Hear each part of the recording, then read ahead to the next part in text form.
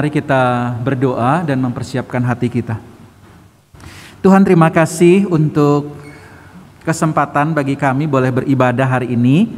Terima kasih anak-anak juga boleh kumpul bersama-sama dengan orang tua pada hari ini. Sehingga anak-anak juga boleh belajar untuk membiasakan diri beribadah bersama dengan keluarga. Menikmati ibadah bersama dengan anggota keluarga mereka. Terima kasih, tolong juga kami semua ya Tuhan. Kami tahu mungkin bagi adik-adik tidak terlalu terbiasa, tapi tolong supaya adik-adik juga bisa duduk, mendengarkan dan mengikuti ibadah pada hari ini. Terima kasih, ini doa kami dalam nama Tuhan Yesus kami sudah berdoa. Amin. Selamat hari Minggu ya buat Bapak Ibu Saudara yang hadir maupun yang ibadah online di rumah. Nah, mungkin gambaran tadi gambaran sebagian dari kita ya. Tapi saya juga ada tanya gitu ya. Sebagian juga cukup menikmati ternyata kondisi online ini dan cocok gitu ya dengan kondisi online. Meskipun sebagian juga merasa bahwa sudah ibadah online ini tidak lagi maksudnya belajar online ini tidak lagi efektif karena terlalu banyak godaan. Beberapa waktu yang lalu saya dengar satu dosen kami ya, saya juga lagi kuliah secara online. Nah Bang, ibadah online atau pembelajaran online ya, mirip-mirip, itu banyak godaannya. Ada dia bilang kisah satu orang itu bisa multitasking sambil belajar gitu ya, sambil kuliah. Layar yang lain itu sambil meeting kantor gitu. Jadi di waktu yang bersamaan bisa melakukan 2, 3, bahkan kalau dia canggih bisa 4 hal gitu, sambil chatting, sambil satunya nonton YouTube mungkin. Nah, jangan-jangan juga saudara, ibadah bisa jadi seperti itu kalau online. Godaannya. Kalau di gereja mungkin lebih kondisinya, suasananya mungkin tidak terlalu memungkinkan melakukan hal itu. Tapi kalau di rumah, wah godaannya lebih besar gitu ya. Mungkin lagi ibadah, ada tukang bakso lewat ya, pesen bisa sambil makan dan lain sebagainya. Atau mungkin saudara, banyak juga bagi kita yang cocok dan bisa beribadah dengan baik saudara. Namun saudara tetap kita tahu bahwa tantangan ibadah online hari ini adalah godaannya. Nah hari ini kita akan bersama-sama membahas satu topik juga terkait dengan ibadah yang memang 1 bulan ini kita bicara tentang ibadah. Nah di awal saya akan menyampaikan satu kisah saudara ya. Mungkin kisah ini familiar, tapi kita coba cek apa saudara pernah dengar. Alkisah saudara, sebuah kisah imajinatif tentang sebuah kerajaan. Dia mengadakan sebuah sayembara ya, atau kalau mungkin nggak familiar dengan bahasa sayembara, itu semacam perlombaan. Yang hadiahnya itu adalah putri daripada kerajaan itu, saudara. Lalu diumumkanlah, barang siapa mau menikah dengan sang putri, ada syarat yang harus ditepati. Yaitu apa saudara? Di luar benteng kerajaan itu ada jembatan dan ada sungai yang lebar saudara. Namun sungai itu berisi hewan buas gitu ya. Ada buaya-buaya yang banyak di sungai itu. Lalu kemudian diumumkan siapa yang bisa menyeberangi sungai ini dan selamat, maka dia berhak untuk menikahi putri raja. Terus maka pria gagah berotot gitu ya, perkasa, mulai memikirkan strateginya. Karena meskipun mereka badannya kuat, tapi sama buaya pasti robek saudara. Nah di saat yang lain mulai berpikir bagaimana bisa mengakali buaya seperti kancil ya. Ingat kisah kancil dan buaya, buayanya disuruh jejer gitu ya. Tapi kok rasanya tidak masuk akal kisah itu. Di saat yang lain coba berpikir bagaimana kalau kita bangun jembatan kayu gitu ya, pasang kayu. Di saat yang lain mulai berpikir bagaimana kalau kita kasih umpan, lempar daging ke sana, jadi buayanya lari ke sana, kita berenang. Belum selesai berencana, saudara, tiba-tiba ada suara nyebur gitu ya. Seorang pria menyebur ke sungai itu dan kemudian berenang dengan sangat cepat. Akhirnya terseberangilah sungai itu, saudara. Lalu kemudian semua orang tepuk tangan, lalu ditanyalah pria tadi, kamu hebat gitu ya. Kenapa kamu kok bisa berani menyeberangi sungai penuh buaya itu? Lalu dia katakan gini, saudara ya, tunggu sebentar saya jawab pertanyaan itu, dia bilang. Sebelum saya jawab pertanyaan itu, saya mau tanya satu hal dulu, dia bilang. Siapa yang dorong saya tadi sehingga saya kecebur di sungai ini, saudara? Saudara, mungkin kisah ini sudah sering kita dengar, saudara. Tapi hari ini saya mau ngajak kita melihat dari perspektif ini, saudara. Kita seringkali berada dalam posisi pria ini, saudara. Kita tercebur, terjebak, kita tidak tahu kenapa ada di sini. Lalu kita melakukan sesuatu yang dipandang orang baik, tapi sebenarnya kita lakukan itu tanpa makna, tanpa tahu kenapa kita melakukan itu. Kenapa saya harus sekolah? Anak-anak malah sekolah gitu ya, karena tidak tahu kenapa dia harus sekolah. Kenapa sih saya harus sekolah onsite? Pernah nanya nggak sama papanya gitu ya, kenapa sih saya harus sekolah? Orang tuanya jawab ya harus gitu, tanpa menjelaskan kenapa, sehingga anak-anak tidak bisa memaknai lagi sekolahnya seperti apa. Kenapa kita harus menikah? Ya namanya sudah dewasa ya harus menikah gitu ya. Sehingga ya itu dijalani begitu saja tanpa tahu alasannya atau maknanya apa. Sehingga menjalaninya hanya sekedar menjalani. Kenapa saya harus ke gereja? Kenapa saya harus ibadah? Kenapa sih saya harus mengikuti ibadah setiap minggunya? Sehingga saudara, banyak orang hari ini dalam tanda petik saudara, seolah-olah ibadah itu tercebur gitu ya. Terjebak. Saya datang ibadah karena didorong nih sama papa mama tadi. Ayo ibadah, yuk bangun. Akhirnya dia tercebur ke situ, saudara. Bahkan mungkin banyak hari ini remaja atau pemuda ketika ditanya, kenapa kamu pilih jurusan itu? Gitu. Dia bilang, saya tercebur ke situ. Nggak tahu kenapa. Atau pemuda, kenapa kamu kerja itu? Dia bilang, saya terjebak. Saya nggak tahu harus kerja apa lagi. Sehingga yang dilakukannya, baik kuliah, bekerja, sekolah, itu tidak bisa lagi dimaknai, tidak bisa lagi dinikmati, tidak bisa lagi disyukuri. Karena mereka menganggap itu hanyalah sebuah rutinitas di mana mereka terjebak di dalam hal itu. Saudara, dalam bulan ibadah, kita akan secara fokus, saudara, bicara tentang ibadah yang kita lakukan tiap minggu. Supaya jangan sampai ketika kita ditanya ya, kenapa saudara datang ibadah, kenapa saya beribadah hari ini, lalu kita bilang, siapa yang dorong saya ibadah tadi itu? Kita tidak tahu kenapa menjalaninya. Nah, bersyukur bulan ini kita diajarkan bahwa ibadah yang kita kerjakan setiap minggu ini itu punya makna dan tujuan, bukan sekedar melakukan tradisi, bukan sekedar melakukan kebiasaan, bukan sekedar melakukan rutinitas, bukan sekedar datang, atau kalau online bukan sekedar nyalain handphone dan klik linknya, bukan sekedar duduk mendengarkan, bukan sekedar kalau ada pujian kadang ikut nyanyi, kalau lagunya dia tahu ya ikut nyanyi, atau kadang sedikit goyang atau bertepuk tangan kalau dia rasa musiknya enak. Bukan sekedar mendengarkan khotbah, ya kalau bagus dan lucu dia bisa senang.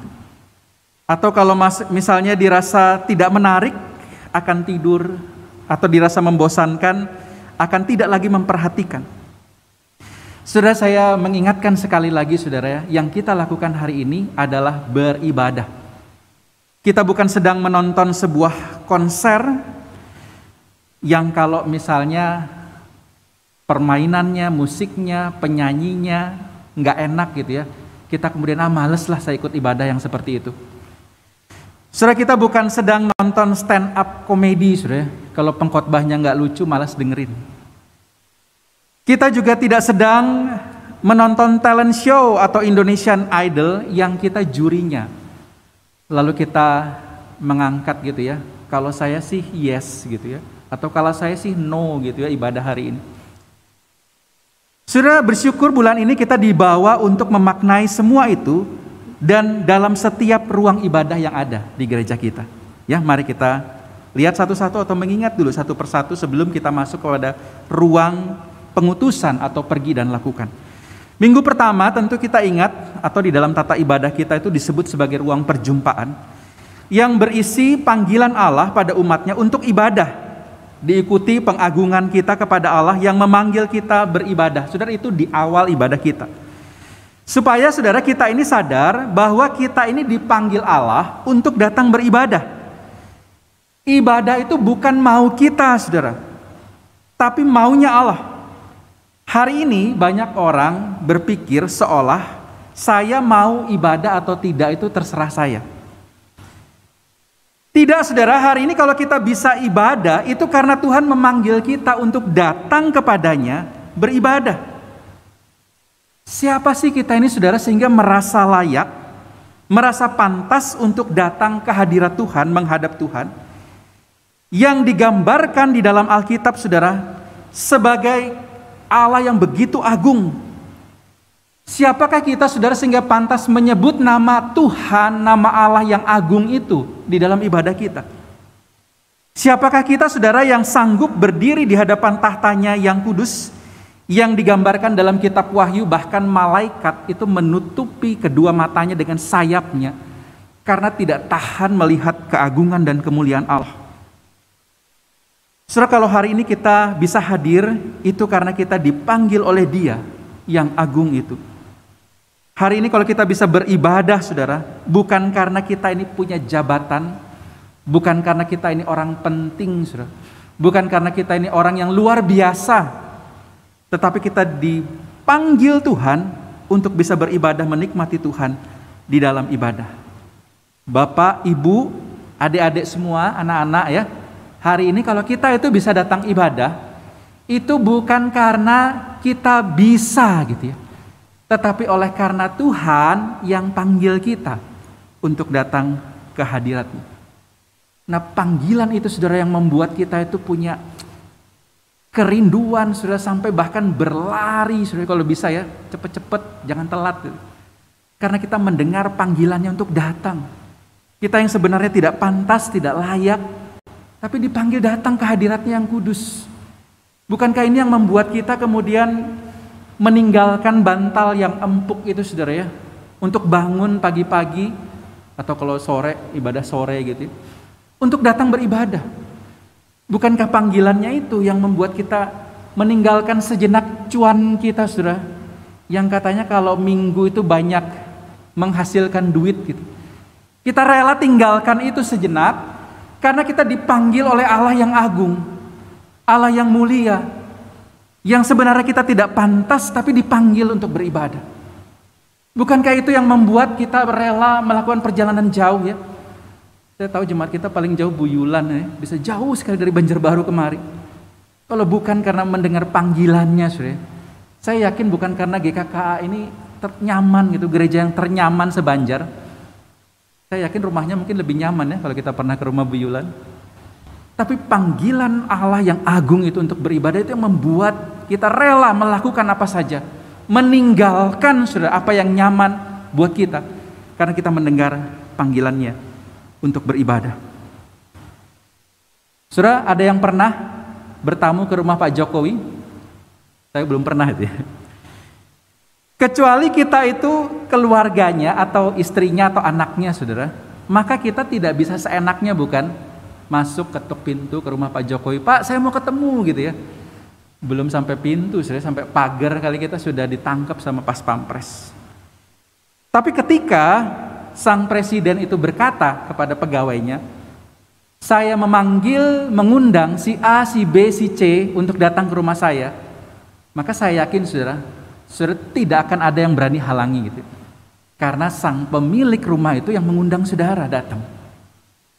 Nah, saudara, demikian juga kalau kita hari ini kita bisa beribadah, marilah kita bersyukur. Bukan karena saya siapa, tetapi karena Tuhan mengasihi kita dan memanggil kita untuk datang beribadah. Maka setelah itu, saudara, kita bisa bernyanyi dengan penuh pengucapan syukur, kita mengagungkan Tuhan. Terima kasih Tuhan, Engkau Allah yang agung, Engkau Allah yang luar biasa yang telah memanggil kami untuk beribadah.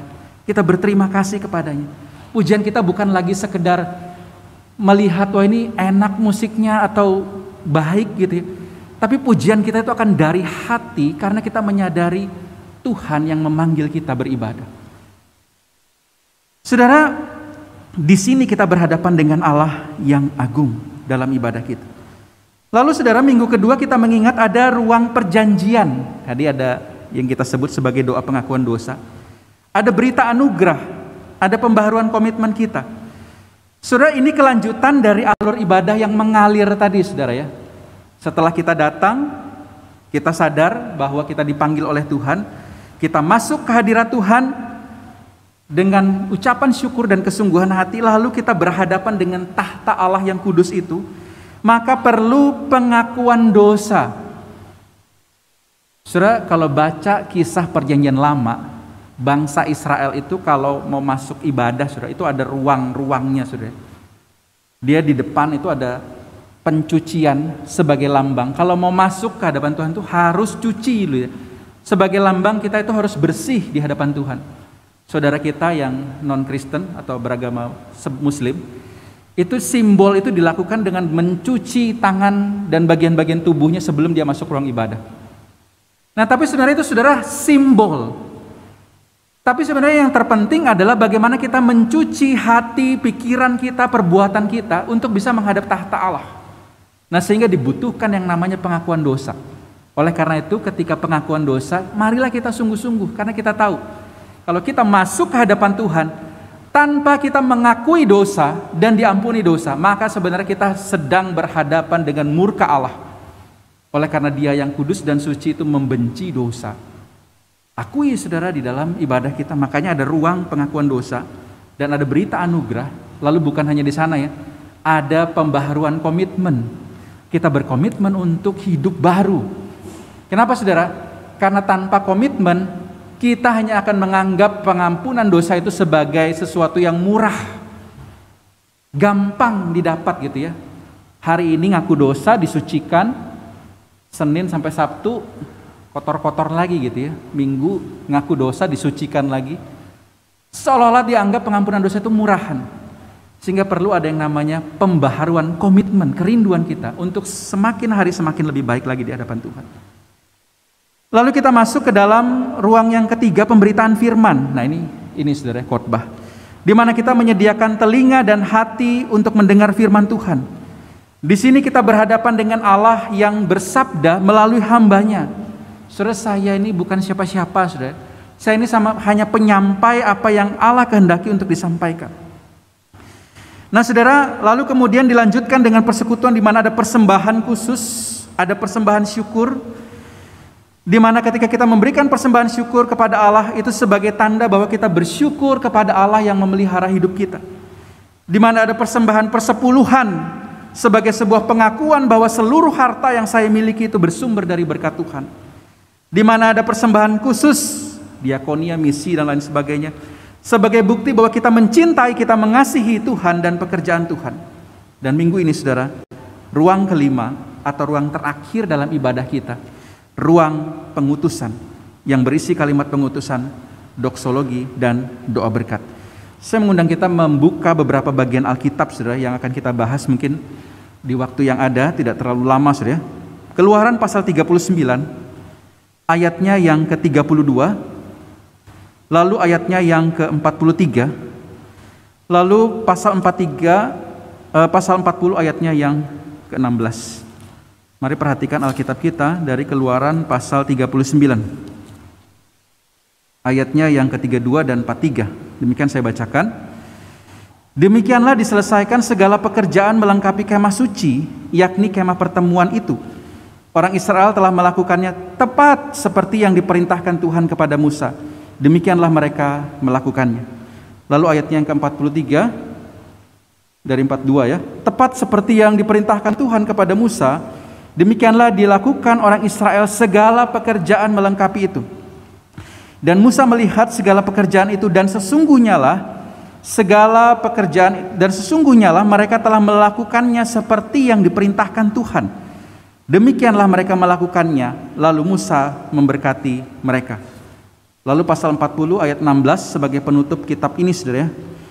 Dan Musa melakukan semuanya itu tepat seperti yang diperintahkan Tuhan kepadanya. Demikianlah dilakukannya. Saudara, kitab Keluaran yang kita pakai sebagai gambaran ibadah kita, saudara, adalah kisah bangsa Israel. Sejak dipanggil keluar dari tanah Mesir, sampai mereka dipersiapkan untuk menuju tanah Kanaan. Saudara, ini dipakai banyak para ahli untuk menjadi cermin kehidupan kita, bahkan cerminan dalam kehidupan kita beribadah.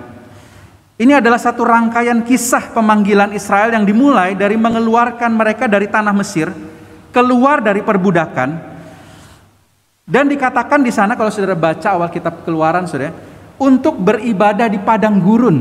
Makanya disuruh bangun kemah suci yang bisa dipindah-pindah, supaya mereka ketika dalam perjalanan menuju ke tanah Kanaan, mereka itu punya tempat ibadah. Kalau saudara baca ya, pembuatan kemah itu banyak disuruh pasang itu pegangan. Supaya apa, saudara? Gampang dipindah. Karena mereka akan terus berpindah-pindah sampai mereka akan sampai kepada tanah Kanaan. Lalu saudara, ini ada apa, saudara? Ini adalah gambaran cerminan panggilan kita hari ini. Kita dipanggil keluar dari perbudakan dosa, dipanggil untuk beribadah kepadanya, sambil menjalani kehidupan menuju tanah perjanjian, yaitu Yerusalem baru atau sorga. Lalu saudara, bangsa Israel diminta menguduskan diri sebelum menerima hukum Allah. Cerminan kita yang harus dikuduskan dan disucikan sebelum masuk hadiratnya. Lalu bangsa Israel menerima hukum Allah dan juga seluruh ketetapan Allah dengan kesungguhan mendengar seluruh firman-Nya. Di dalamnya ada perintah membangun kemah suci dan seluruh kelengkapannya, ada meja ukupan dan lain-lain. Lalu kemudian tidak berhenti di sana, ayat-ayat tadi yang kita baca menunjukkan mereka itu bukan hanya mendengar, tapi juga pergi dan melakukan sesuai dengan apa yang dikatakan Tuhan melalui Musa. Saudara, di Alkitab saya itu saya buat notes, saudara. Kalau saudara buka dari pasal misalnya, ketika mereka mulai membuat atau melakukan apa yang diperintahkan Tuhan, itu sebenarnya dimulai dari pasal 36, saudara. Misalnya, membuat kemah suci, pasal 36 ayat 8. Saudara. Itu saudara bandingkan dengan Keluaran 26 ayat 1, perintah untuk membuat kemah suci. Saudara bisa lihat itu begitu detailnya itu dibuat, saudara. Sampai ketika dia bilang itu harus terbuat dari kain ungu muda dan kain kirmisi dengan ada kerupnya. Lalu panjang tiap-tiap tenda 28 hasta. Ditentukan saudara ukurannya. Dan mereka dikatakan di sini, lalu semua ahli di antara tukang-tukang itu membuat. Dan saudara kalau baca terus, saudara, di sini banyak kalimat pasif seperti ini, saudara. Dibuatlah tabir itu. Juga dibuatlah oranglah tirai untuk pintu kemah itu. Dibuatlah, saudara. Persis seperti yang Tuhan mau. Membuat tabut perjanjian merujuk kepada pasal 25. Membuat meja roti sajian merujuk pada pasal 25 ayat 23. Dibuatlah meja itu dari kayu penaga. Kalau kita baca pasal 25 ayat 23, Tuhan bilang, buatlah meja itu dari kayu penaga. Persis seperti itu, saudara, dikatakan dibuatnya lah. Lalu pasal 37 ayatnya yang ke-25, membuat pembakaran ukupan. Ini merujuk kepada pasal 30 ayat 1, dibuatnya lah, persis. Lalu seterusnya, saudara, membuat bejana pembasuhan, membuat pelataran, ini merujuk kepada pasal 27. Sehingga saudara, kalau saudara lihat kalimat-kalimat dibuatnya lah, saudara, lalu saudara bandingkan dengan perintahnya, maka tidak salah kalau di sana dikatakan di sana mereka melakukannya tepat seperti apa yang diperintahkan Tuhan, persis seperti apa yang diperintahkan Tuhan. Saudara, begitu presisi mereka melakukan apa yang diperintahkan Tuhan. Saudara bayangkan, saudara, ya, kalau ini misalnya tidak sampai pasal 36 terus selesai gitu, saudara. Lalu nggak ada kisah dibuatnya lah, nggak ada. Sehingga saudara itu hanya sekedar sebuah perintah. Maka saudara bayangkan itu tidak akan ada artinya. Satu perintah untuk melakukan sesuatu tapi tidak dilakukan. Nah, sehingga saudara, penting sekali bagi bangsa Israel untuk menuliskan kalimat ini, saudara. Musa menerangkan bahwa apa yang diperintahkan oleh Tuhan itu dibuat persis, dilakukan persis sebagaimana yang diperintahkan Tuhan. Saudara, sehingga saudara, ini kalau kita tarik sebagai satu gambaran ibadah, maka seharusnya lah saudara, ibadah itu tidak berhenti di dalam gedung gereja. Tetapi ketika kita saudara sesuai dengan alurnya itu saudara, bagaimana kita datang kepada Tuhan, kita diampuni, disucikan, lalu kemudian saudara kita mendengar sabda Tuhan, lalu kemudian kita memberi persembahan syukur kita, maka kalau kita berhenti di situ saudara, maka sungguh saudara, apa yang kita alami itu hanya kita alami sendiri saudara, tapi tidak berdampak bagi orang lain, tidak berdampak bagi dunia ini saudara. Nah, sehingga saudara, di dalam sebuah ibadah itu ada yang namanya ruang pengutusan, di mana kita diutus. Apa yang kita dengar, apa yang kita rasakan, apa yang kita alami dalam ibadah ini saudara, di mana kita merasakan hadirat Tuhan, kita itu diutus untuk membagikannya kepada orang lain. Bawa orang lain untuk merasakan apa yang kita rasakan di dalam gedung ini saudara. Bawa orang lain untuk mendengar apa yang kita dengar di gedung ini saudara. Bawa orang lain untuk kita mempraktekkan apa yang diminta oleh Tuhan di dalam gedung ini saudara. Kita bawa itu kepada orang lain. Berita Injil itu, kabar baik itu saudara. Saudara, kalau kita baca Efesus 2 ayat 8 sampai 10, Paulus di sana menuliskan, saya bacakan saudara, Efesus 2 ayat 8 sampai 10. Di sana dikatakan demikian. Sebab karena kasih karunia kamu diselamatkan oleh iman, itu bukan hasil usahamu tapi pemberian Allah. Itu bukan hasil pekerjaanmu, jangan ada orang yang memegahkan diri. Karena itu karena kita ini buatan Allah, diciptakan dalam Kristus Yesus untuk melakukan pekerjaan baik yang dipersiapkan Allah sebelumnya. Ia mau supaya kita hidup di dalamnya. Saudara, seringkali orang hanya stop di ayatnya yang ke-9, saudara. Bersyukur kita sudah diselamatkan. Bersyukur kita sudah ditebus. Terima kasih saya bisa datang ibadah. Terima kasih Tuhan mengampuni dosa saya. Tapi stop di sana saudara, sampai lupa bahwa kita ini diselamatkan saudara. Bukan tanpa tujuan. Tuhan itu bukan iseng ya. Waduh kasihan lihat kamu mau masuk neraka, ya sudah saya selamatkan, saya berkorban untuk kamu. Aduh kasihan dia ini kalau berdosa hidupnya hancur, saya selamatkan kamu. Seringkali banyak orang stop sampai di situ saudara. Terima kasih Tuhan aku sudah diselamatkan. Tapi tidak menyadari bahwa karya Tuhan, anugerah Tuhan yang agung itu dilakukan untuk mengembalikan manusia kepada tujuannya yang semula, yaitu melakukan pekerjaan yang baik. Sehingga saudara, saya mau katakan kita diselamatkan untuk sesuatu saudara, untuk melakukan sesuatu.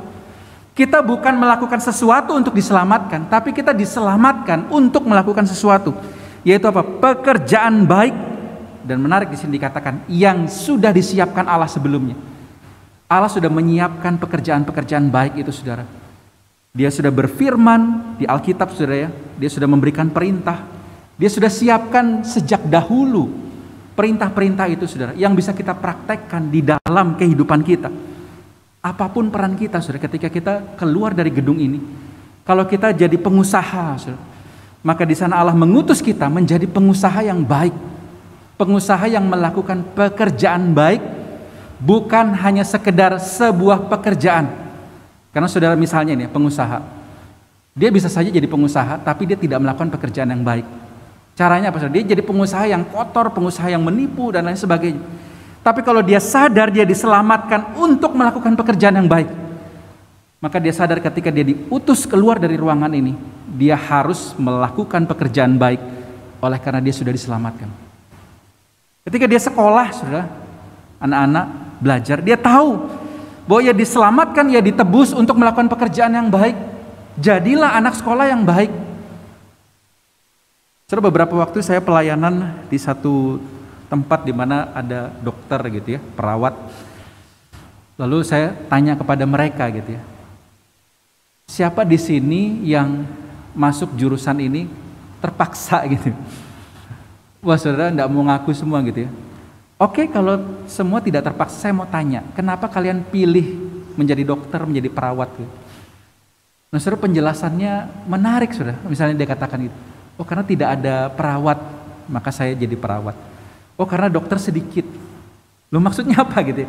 Kalau sedikit, apakah artinya itu banyak bisa jadi keuangan gitu ya? Tidak ada saingan? Atau apa gitu, saudara?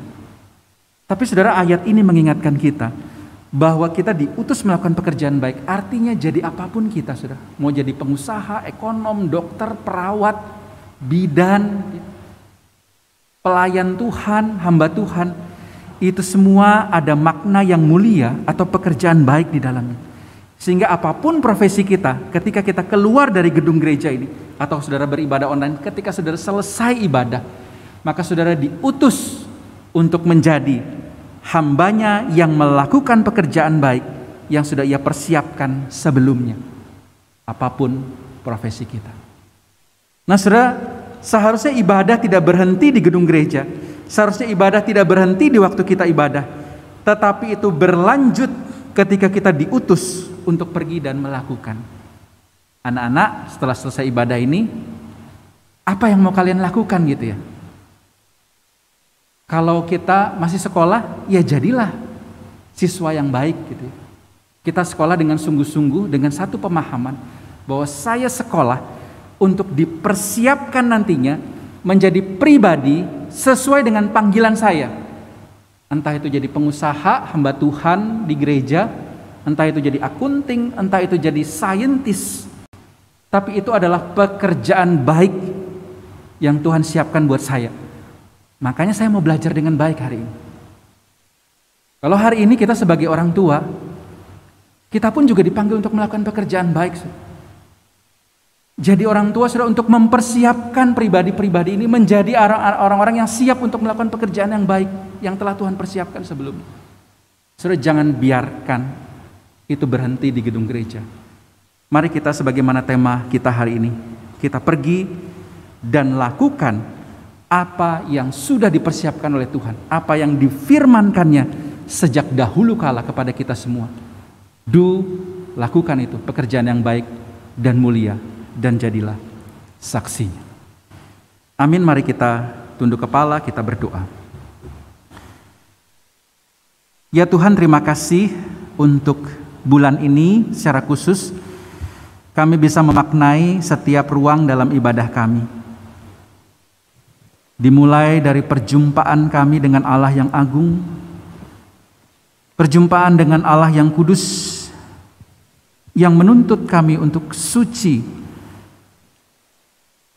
tapi bersyukur anugerah Yesus Kristus yang menyucikan kami. Kami bersyukur untuk bisa mendengar sabda-Mu, dan kami bersyukur bisa memberikan persembahan syukur, persembahan persepuluhan, persembahan khusus. Bahkan kami bersyukur kalau kami tidak hanya berhenti di gereja, tapi kami diutus ke tengah-tengah dunia untuk melakukan apa yang baik yang Tuhan sudah persiapkan bagi kami sejak dahulu kala. Tuhan berkati panggilan kami masing-masing, baik sebagai pengusaha, sebagai karyawan, sebagai anak-anak yang sekolah, supaya kami bukan hanya sekedar hidup melakukan satu perbuatan atau pekerjaan, tapi kami paham di balik itu ada panggilan yang mulia, dan kami diutus ke sana untuk melakukan firman-Mu. Terima kasih untuk firman-Mu hari ini. Berkati anak-anak yang sedang menggumulkan panggilan mulianya, mereka yang sedang studi, mereka yang sedang sekolah, sehingga mereka paham bahwa mereka sebenarnya dipanggil untuk satu pelayanan atau pekerjaan yang mulia, yaitu pekerjaan baik yang telah Tuhan siapkan sebelumnya. Kami bersyukur untuk ibadah keluarga hari ini. Dalam nama Tuhan Yesus, kami sudah berdoa. Amin. Tuhan memberkati kita.